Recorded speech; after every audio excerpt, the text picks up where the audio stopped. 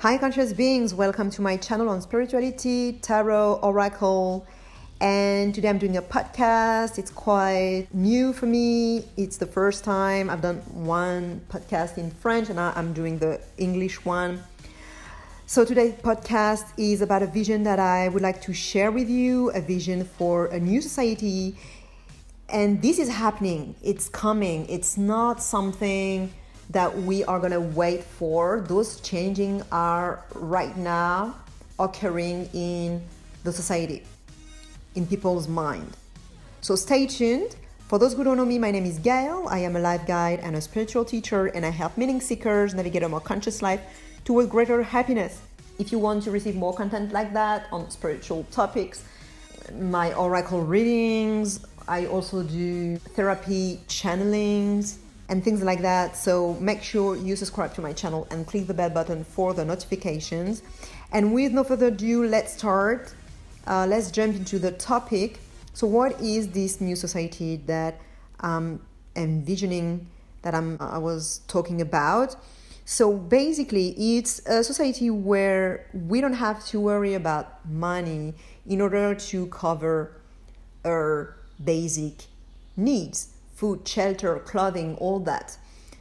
We don't have to work, we don't have to contribute in any other way than just being and living and just breathing, basically. So this is something that sounds utopian at first sight, but it actually is not, and it's not new. It's been a while now that we've had this idea coming up in books. It seems that Thomas Paine had wrote something kind of similar to that. Doesn't seem to be exactly what I'm talking about, but it's kind of similar. And this idea has been translated into something called the UBI. So recently you've probably heard about the UBI, the Universal Basic Income, which is a solution that is quite close to what I'm talking about here. So the UBI, Universal Basic Income, it had almost been implemented in the US by Nixon. So you see, it's really not something crazy that I'm talking about here. So what it is, this universal basic income? So it is universal, which means that it's for everyone, anyone. You just need to breathe, as I said. It's unconditional, which means that you don't have to give something in exchange for it. It's just given as a birthright, as a human being right. And third thing, it has to cover all the basic needs. So it has to be high enough so you don't feel the need to work in order to survive. Because some solutions have been talked about, and to me, they are not quite right, because first of all, they ask you to give something in exchange, to look for work, to find a job, something like that. Or it's not high enough, and so you can't cover your shelter, you can't pay for your rent, you can't basically get all your basic needs covered. And if you want to, you have to work to complement this income. And if it's that, then I don't agree, because it's not helping. It's not helping at all. It's not changing anything. It's just doing little changes here and there, but no profound effect in the society. No real 360 shift of the way society functions. And it also means that we haven't understood anything about why we need such solution. So the core of what I'm talking about is that you don't have to do anything. You don't have to provide anything in order to survive. And I'm going to talk about that in 1 minute. But first, I wanted to say that it's not so crazy because, this UBI thing, it has been tested in many countries all around the world. Like literally all around the world.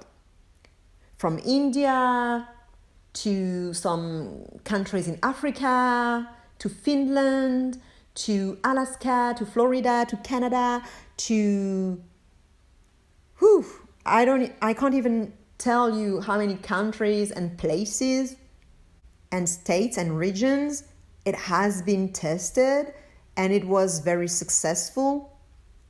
So that's not a crazy thing I'm talking about here. I'm talking about real thing.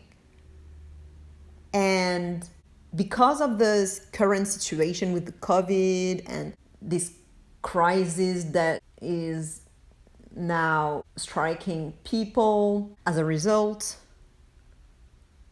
and it was already on top of problems that were more ancient, I would say, it's all adding up. And so this question of UBI is coming as a necessity for people. So the reason why I said it should be high enough so that you don't have to work, it's because that's really the heart of what I'm talking about here. You see, there are two different forces that drive you and that drive human beings into action. The first one is fear. So fear of not being able to survive. And that fear is, of course, hyperdriving. And it is what has been driving people until now. And of course, when you're being driven by fear, you don't feel good. You feel awful, you feel horrible, you feel terrible, you feel miserable, you feel bad. And that's the driving force that have been driving us until now. So that's why we wake up in the morning, we are on autopilot, we go through our day as walking deads, doing the same stupid things over and over again. We're just doing this rat race. And so we wake up in the morning, we do our routines, we don't even feel alive. We just do it automatically because we've been doing it for so long. We go to work, the traffic jam, or you don't even have space in the metro or in the train. If you take the train, then you go to work, you have your usual, unfolding of your day, then you have your lunchtime, for those who even have a lunchtime and don't even eat at work on their desk, 15 minutes, and then you just keep working, or you even continue working while having your lunch. And then in the afternoon you have maybe a short break, and then again work. You go back home and same traffic jam, same stress, same day as the day before, and you're not even happy. You're just miserable, and that's your life. Is it normal? Well, if you like it, then, I don't have anything to tell you, because then if you're happy with that, then it's great for you. I mean, let's not change that for you. But for most people, I would say they are not happy with that. They would like that to change. They would like to be happy and feel good and enjoy their life, have great pleasure in life. And so that's where the second driving force is coming into play. The first driving force was fear, but the second driving force is passion. Passion is an incredible drive. It gives you punch, it gives you energy, it gives you strong, powerful action. And the great thing is that while you're being active, while you're doing things, you feel good, incredibly good. You feel enthusiastic, joyful. And passion is actually a form of love. The love for what you're doing. Love for life. You're in love with life. And you're naturally inclined to do things that light you up. So that's the driving force I want to mobilize for people. Joy, passion, enthusiasm. That's the driving force that brings happiness. So, in order to be driven by this force, you can't be worrying at the same time about making a living, earning money, earning your right to stay alive, earning your right to have a shelter and food and clothing and all basic things. And that's why UBI is a solution, but it's not necessarily the ultimate solution. We may find other solutions. Let's discuss that. I'm just talking about UBI because it has been raised. It has been put on the scene. People have really talked about it a lot in all countries, all over the world. And so there may be something in it. But as I said, we may find another solution that fulfills the goal. And so one thing that people could be scared of is, okay, so if people don't have to actually get up to go to work so that they can survive, they won't do anything. They will be lazy and nothing will happening in the world, and we won't have people in stores to serve us, in restaurants, or no one to produce goods and things like that. But one thing that is to be noted and noticed is that people are not actually lazy. No one can stay sitting on a chair and doing nothing of their day. People can... Oh, that's my cat. I don't know if you can hear her. People are not actually lazy. One thing that we may see happening is that people are so annihilated with work that because they do something that they don't want to do, they have a rhythm, a lifestyle that is not proper for them.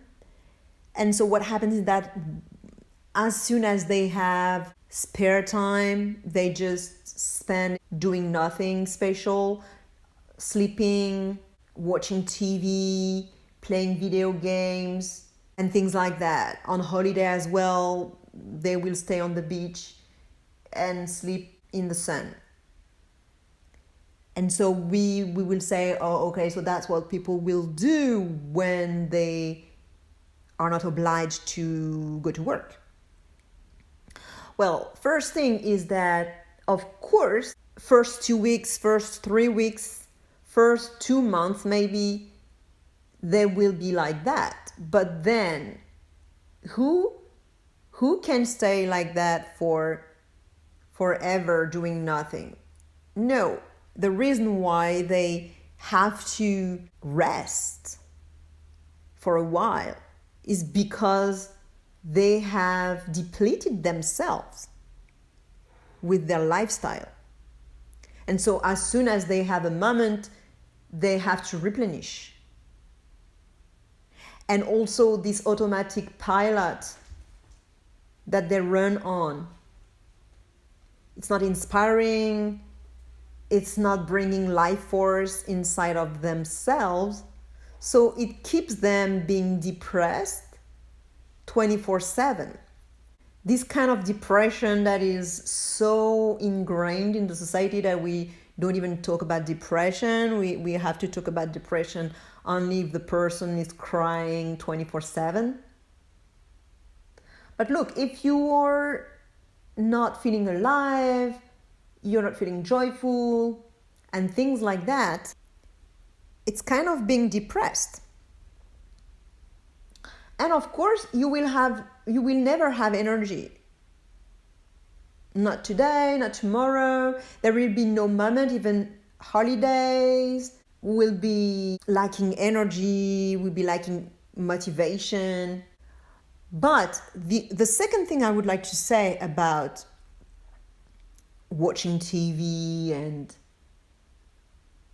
and playing video games and things like that is that it's not necessarily doing nothing. This is also something that you're doing.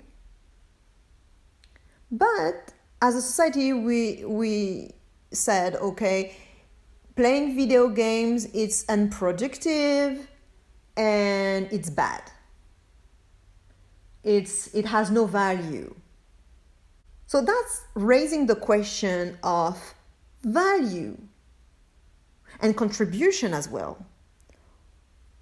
Where does stand our value and our contribution? Where does it stand? Does it stand in specific activities that we're doing? Does it stand in our work? Does it stand in what? Our qualities, our skills, our tastes? In what? Because even about productivity, there are many jobs that are not productive per se. Many jobs are actually just presence. You just have to be present. You just have to be there. But you're not doing anything. It's just you have to be there. From this time to this time, you have to be there. Like guardians, for example, it's only their presence that is required. So not all jobs are productive. But they are needed. That's why we give them value. Now, maybe other people don't necessarily need you to play video games, so they will say it's bad. It has no value. But if we go deep into this question, what is value? What is actually your worth as a human being? Well, if you look at the plants and the animals, you can see that they are not required to do anything in order to have value. They just have to be alive. They just have to be. And what's incredible is that just by being, they contribute to the ecosystem, the entire life on Earth, the entire ecosystem, the entire planet. Just by being. And babies as well, they don't have to do anything in order to have value. Their value is just to be there, to exist.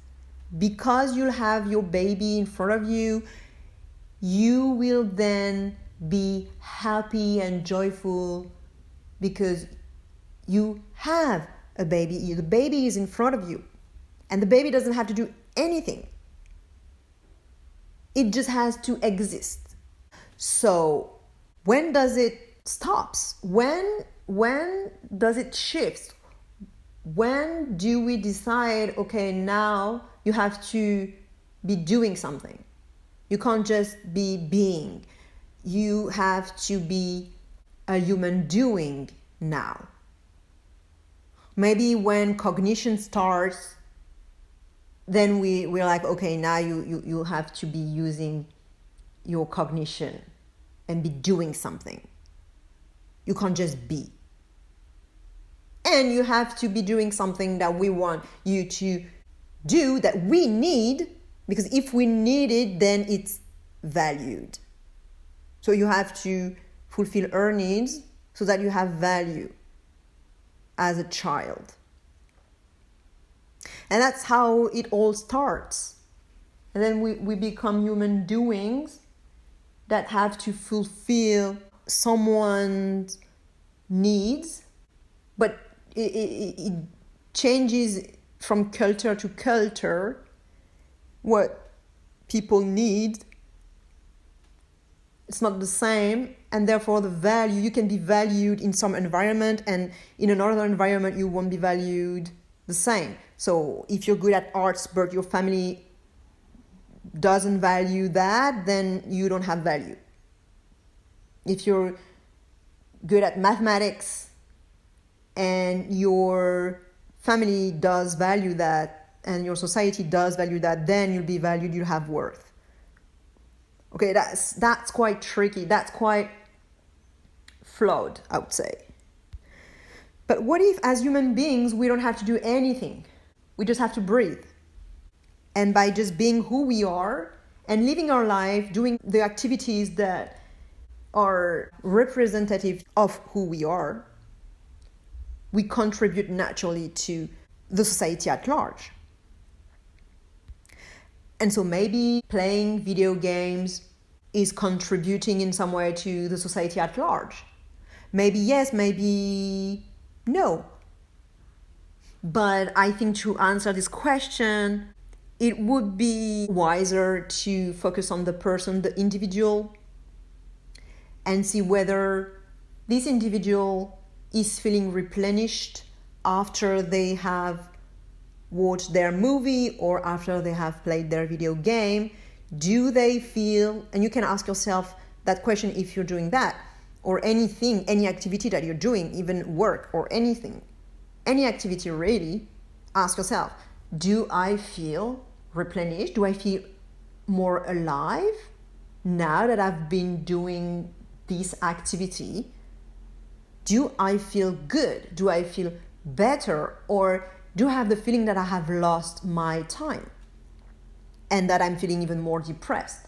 Because if you're feeling more depressed, then probably this activity is not the actual reflection of who you are, and it's probably not contributing to society at large.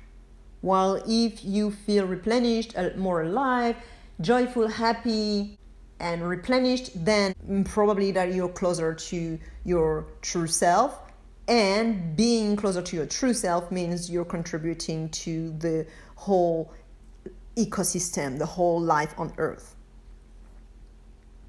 So that raises the question of what is bringing me joy? What is mobilizing this life force energy, this sexual creative life force energy that is passion, this driving force that I was talking about? Because in order to mobilize this force, you have to be in your truth, in your authenticity. That's the only way you'll feel good and that you'll contribute in a good way to others.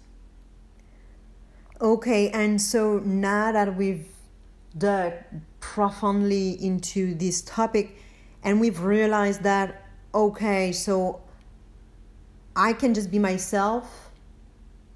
I don't have to prove anything. I don't have to contribute in any other way than by just being who I am, just being myself, doing the activities that I love doing, the way I love doing them, when I feel like to do them.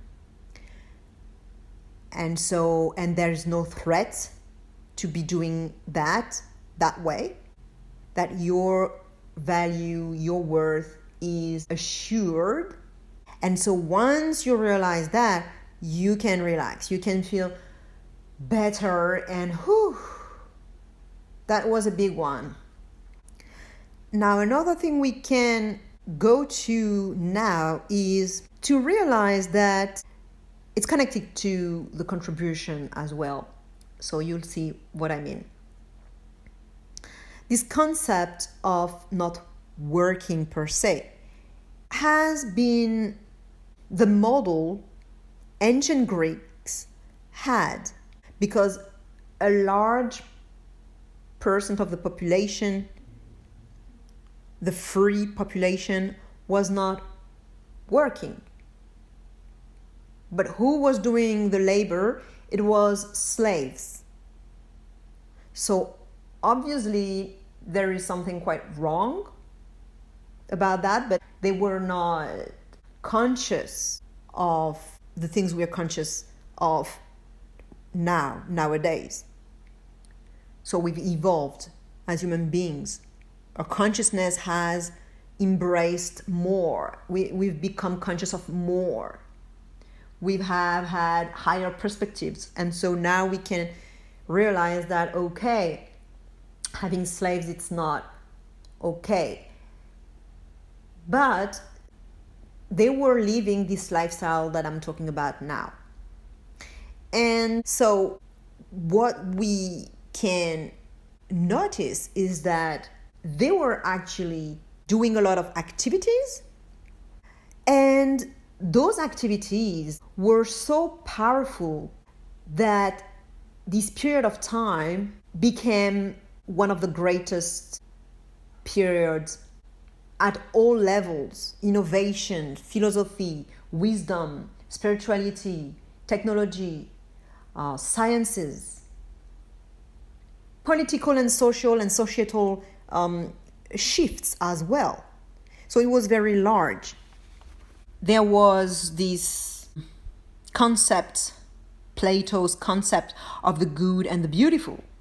So everything about arts as well, and literature and rhetoric, all those things, it was so big, it was so profound. So people were not doing nothing, they were doing something, and something so big that it changed the world. This happened as well with the Renaissance, which was a rediscovery of this Greek model and the Greek concept, the ancient Greek concepts. So same thing. This period of time where you had patrons and they were providing all artists and philosophers needed. So artists depended really heavily on patrons. And so they were not doing nothing. They were doing something. And this also shifted society at large. Because here as well, self-awareness, introspection, the good and the beautiful, rhetoric, art, sciences, literature, architecture, philosophy, humanism, spirituality, music, technology, politics, all that shifted. It was a massive boom. And even after that, if you look at the century of lights, here as well, you had a lot of flourishing in those areas. But it was not because those people, they were being laborers, they were not, their needs were covered, and therefore they could focus on innovation and all those creative things. So really, having those survival needs covered is just going to create a second renaissance. So basically a third birth for humanity. And we're coming to that. It's coming because of the COVID. And because it's not just that. It had started already since 2012. And the new age of Aquarius we're entering in. And those shifts, they have been cooking for a while. And I'm pretty sure COVID-19 is not the last thing that will strike, because society has to change, has to shift. And since people usually don't want to shift outside of difficult events, well, I think there will be more. But let's not go into panic or negative outcomes or things like that. I want to stay optimistic and positive, and I'm very much full of hope and optimism for humanity. So I won't expand on that topic, I won't elaborate, but what I want to say is that those changes, they are coming, and you can be part of it. You can be the pioneers. Well, at the point we are at now, it's not even being pioneers, because pioneers were people 20 years ago or 10 years ago or even 5 years ago. But now it's there. So we have all to accompany the shift. And it's available for everyone on the planet in this 21st century, not just in Western countries. Because as I said, India and countries in Africa were very well interested in the topic. And the reason why it's all coming is because technology is going to apply pressure, and is already applying pressure on labor, on people's work. People are losing their job because of machines and technology. And even I heard Elon Musk and what he talked about regarding technology, and it is exactly aligned with what I'm thinking, what I'm intuiting. So people are gonna have to shift anyway. Governments are gonna have to find solutions. And what if, instead of crying and whining about machines stealing our jobs, why not being happy about it? Because that's exactly what can set us free from labor tasks that we don't want to do. Like if someone wants to do some of the tasks at some moments of their life with their own specific lifestyle, there is absolutely nothing wrong about it. So they can do it. But what I'm saying here is that instead of whining about machines taking and stealing our jobs, we could be happy of the fact that we can now have the Greek model without the human cost, without oppressing part of the population. Because now machines and technology are going to replace slaves, even modern slaves. So let's be happy about that. Let's rejoice. This is an opportunity, actually, if we want to look at it that way. So let's welcome technology, innovation, advancements. This model of a society where we don't have to make a living, we don't have to work in order to have our basic needs covered, and we contribute to society at large by just being ourselves, just being, just breathing, just being who we are, doing the activities that bring us joy and passion and this joyful drive. Let's just step into this society, this new way of living that is available for everyone on this planet right now.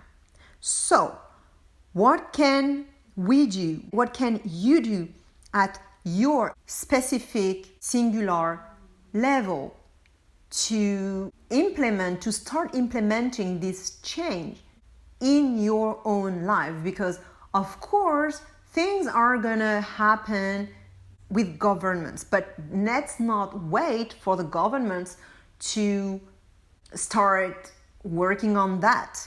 Let's be the change we want to see happening around ourselves in the world.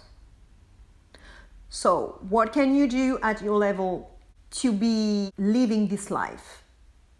I'll give you my example. Maybe it can give you some ideas, but personally, I do not work as it is commonly comprehended.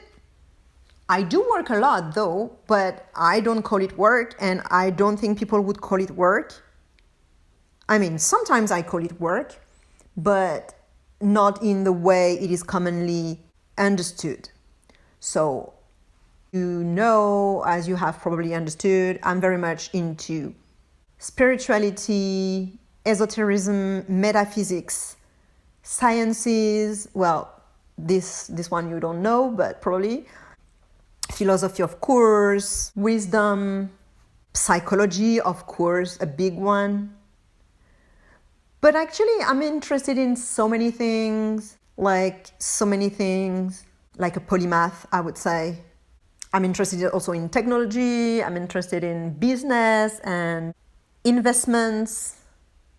So it's very large. And what I do of my day, first, I don't wake up with a clock. I just wake up when I wake up. I eat when I'm hungry. I go to sleep when I'm tired, even if it's during the day. And I just live my life like that. I will do the activities that I feel like to do when I feel like to do them. So sometimes I won't post anything on YouTube because I don't have the energy for it. I'm on something else doing some research. I do a lot of research. I read a lot. I watch a lot of videos on topics that interest me, and really I learn new things constantly, every day, like the whole day, every day. So I learn new things, and I also contribute in some way to people around me, people who are close to me, but people who are very far from me that I don't know. I will help also my friends. I will help everyone on the topics that I know about and where I'm skilled at, because of all the learning and reading that is so large.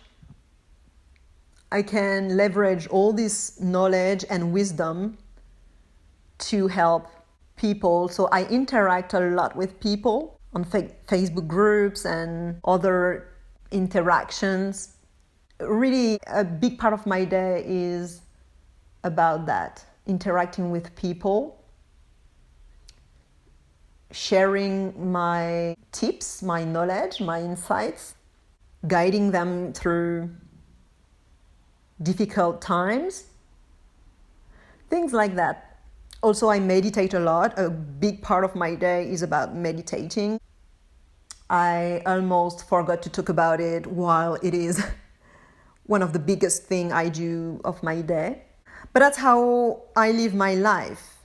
I don't have this 9-to-5 lifestyle that most people have, and I used to have it for years and years and years, but I totally shifted my lifestyle. I'm in a spiritual retreat now, and there is also the question of minimalism, consuming. This is also a question that I didn't talk about with this whole UBI model, but it's a question that has to be raised, because what do we actually need to live a good life? It's not that much, actually. So we don't need that much. We don't need as much as we ever think we need.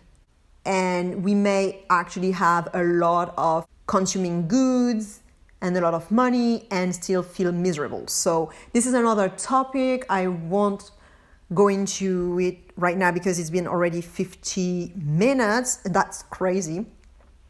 So I will just shorten my talk, and I will just end with, so I will still add one thing. So how can you look at your life and see what has real value to you in the activities that you do during your day, but also the products, the goods you possess? What does actually bring you value? What do you pay every month or even here and there that isn't actually bringing you the amount of joy and happiness that it costed financially? Because that's one thing also, if we're doing all those consuming things and buying this and that and drinking alcohol and jumping into relationships and abusing substances and food and all those things, it's because we have a hole inside of ourselves that we're trying to replenish. And thinking about the value things have in our lives is a very big step. But I think with this confinement thing that happened, people were forced to go within, introspect, and therefore they started to do this inner work, finding what's valuable for them and what's not. And that's also one big giant step into stepping into the society, the new model I'm talking about here. All right, so what can you do at your level right now to step into this new model? How can you have this life? How can you live this life at your personal level while we are all waiting for the governments to catch up? Because they will catch up with technology that is going to pressure them. But in the meantime, what can you do at your level to already live this life, to be the change that you want to see in the world? All right, like, subscribe if you want to see and hear more content like that. Don't forget to check out my tarot readings and my channelings. And I will talk to you very soon, my dears. Bye.